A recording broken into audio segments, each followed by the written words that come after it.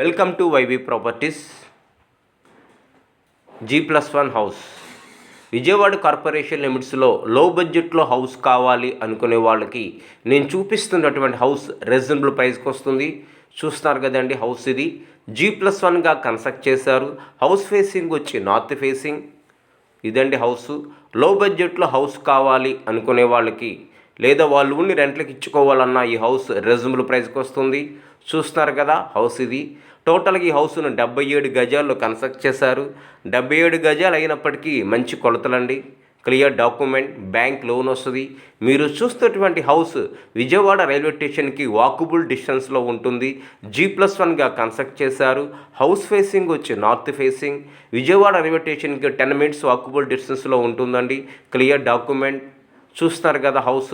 ఈ హౌస్కి నెలకు వచ్చి 16,000 రెంట్లు వస్తున్నాయి, 16,000 రెంట్లు వస్తున్నాయి. టోటల్గా 77 గజాలు కన్స్ట్రక్ట్ చేశారు. హౌస్ కాస్ట్ వచ్చి 72 లక్షలు చెప్తున్నారు. 72 లక్షలు చెప్తాను మాడుకోవచ్చు.